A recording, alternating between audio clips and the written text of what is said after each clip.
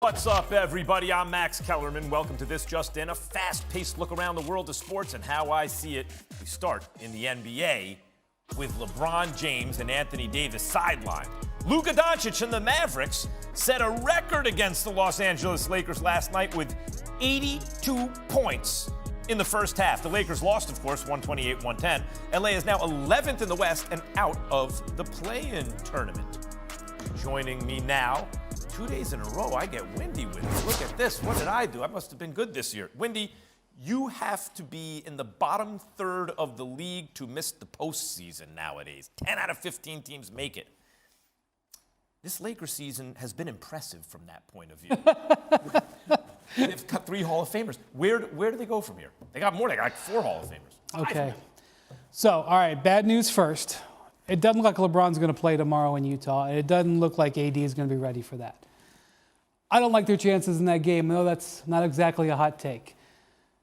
This weekend, hopefully AD comes back either Friday or Sunday, and so hopefully LeBron's able to return. So what you're hoping for if you're the Lakers, if you do indeed want to make the play-in tournament, is that you get those guys back, and specifically for that either Pelicans or Nuggets game, you got those home games to try to, those are 2 winnable games, and that puts you in position. And you got to root like heck for the Memphis Grizzlies tonight in San Antonio, because next 2 games for the Spurs are home games against the Blazers, who are tanking.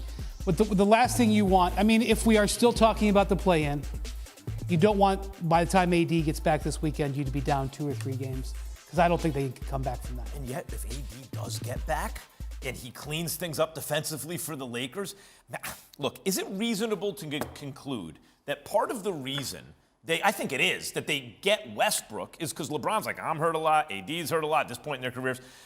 Westbrook can carry the team in our absence. That was the idea. Right, that's the idea. But the point is, if the roster's not constructed for LeBron to win without the 2 superstars' help, how is Westbrook supposed to do it, who serves a similar function, right? No. Is Westbrook being framed here to look worse than he actually is? No, because he can't really look much worse. He has not played that badly over the last month. If you go look at his splits, that's what I'm saying. His performance in March has been okay relative to where he was earlier.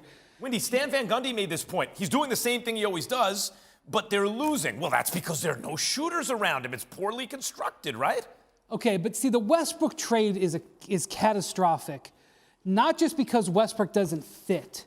It's because what they traded for him undercut what they did, which was 3 and D, shooting and defense. They were the number.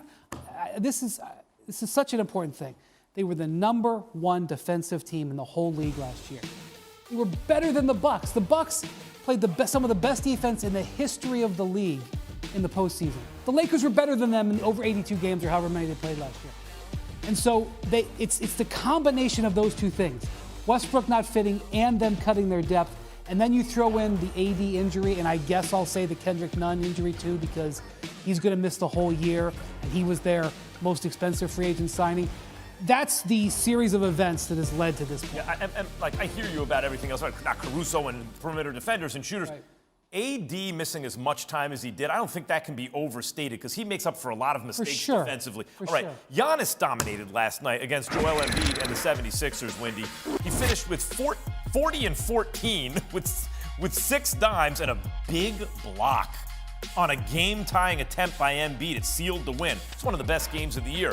So after last night, Wendy, the odds for MVP shifted from a dead heat between Jokic and Embiid to a substantially in the Joker's favor, right? Did Giannis, here's the question, literally block Embiid's MVP chances? No. Those odds shifted because the sports books read Tim Bontemps' straw poll that we put out yesterday. This is not him talking to 10 people in New York. This is not him giving his opinion. This is Tim Bontemps talking to 100 NBA voters in all 28 markets, overseas, broadcasters, radio people, television or newspaper people. These are what the voters, and the voters right now have Jokic in first. That is a switch from the last time he did this 6 or 7 weeks ago. That time Embiid was first. Jokic has moved in. Now, Tim says that it's still not a done deal. A year ago, when he did this poll, he declared Jokic is going to win it, ironclad. He's not yet declaring that. But that's why the shift. Okay.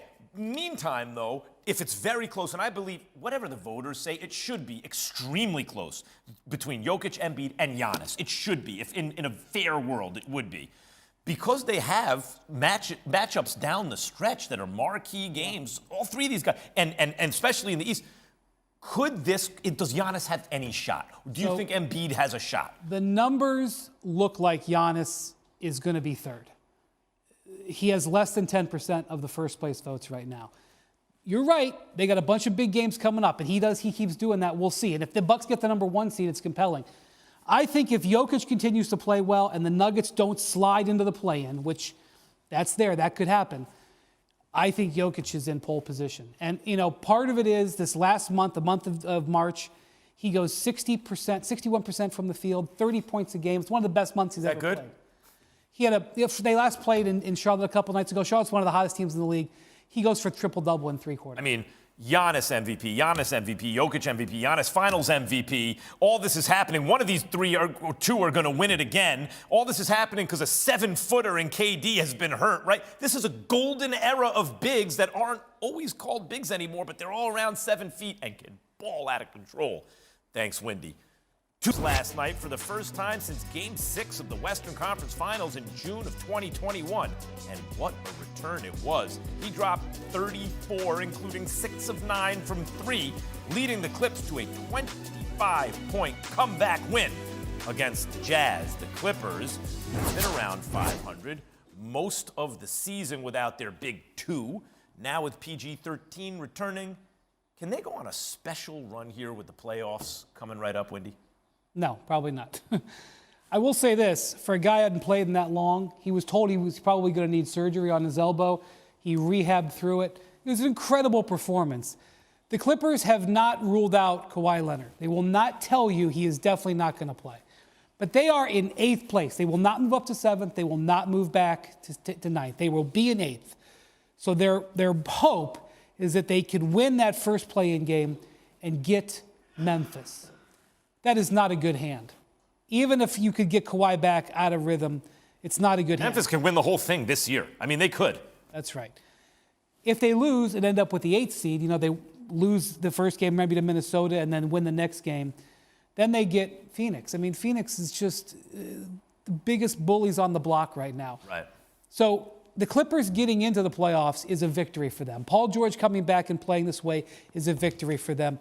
They're developing their young guys. Terrence Mann has had a great season. Reggie Jackson has a great season. Zubac has had a great season. They are playing their big goals. Wait a minute. Okay, so Mann, especially a young, improving player, he's got game. And you mentioned a couple others, including Reggie Jackson. I know that they were very disappointing when they were first put together, Kawhi and Paul George. And Kawhi was uncharacteristically small in big moments. But he's one of the all-time great clutch players. In any history of American team sports, look at his playoff resume, right? In big moments especially.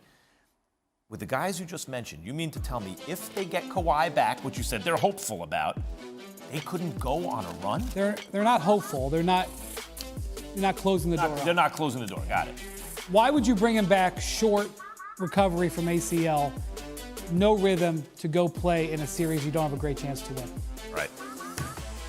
Robert Williams underwent surgery Wednesday morning for a torn meniscus in his left knee. Woj is reporting now that Williams is expected to return within 4 to 6 weeks, a timetable that could have him back in the lineup as soon as the second round of the Eastern Conference playoffs.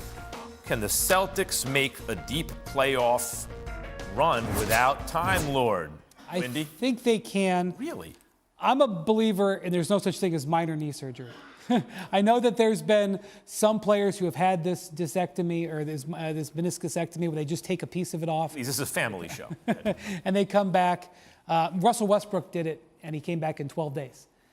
And he also needed a follow-up surgery. So that's not great. They do have Daniel Tice, who they traded for. I like Tice. Even before they started Robert Williams, I thought he was a good kind of small ball center. But the team, Wendy, is so much better with Williams there. I agree. So I think you're hoping that he can give you some contribution, but you're going to be relying on it. They are so good on the perimeter defensively. Smart, Jaylen Brown, Jason Tatum, size. They work so hard that they will be able to still play good defense. We'll see how he recovers from this. With Robert Williams, you got to look at the Celtics and go, they could mess around and win everything, but without him, boy, that's a much tougher road. So, okay. Last night, Donovan Mitchell is trying to inbound the ball, calls a timeout when the team didn't have one. He would be given a technical, and the Jazz would lose the game 121-115. They gave up a 25-point lead to the Clippers. I mentioned, Paul George brought him back, right? What is going on in Salt Lake City, Wendy? Was a low point in what's already been a disappointing season. Because as you remember, last year, they blew the big giant lead to the Clippers, lost a 25-point lead in LA. Just a terrible memory. Donovan Mitchell said after the game, I feel like we're right back in the same place. This is a team that was the number 1 overall seed last year. Started this season 7-1. At one point was 20-7. And they had an injury to Gobert in the middle of the season. But they have been one of the league's biggest disappointments. They are fortunate that they play in a small market and don't get talked about enough because they have been one of the biggest disappointments this year. They are now tied for 5th. They could very easily get the 6th seed in this. They're not even for sure out of the woods on not making the play-in. It's been an extremely disappointing season. At times their chemistry has looked okay. At times their chemistry has looked terrible. And there's rumors about what's going to happen to them in the offseason. It is not a good situation. I will say this. Earlier this year, they lost 11 of 13, got their feet back underneath them and started winning again. So I'm not going to rule them out because they've also got a lot of talent. But right now, the situation in Salt Lake is not in a good place. Last couple of years before this one, they were sort of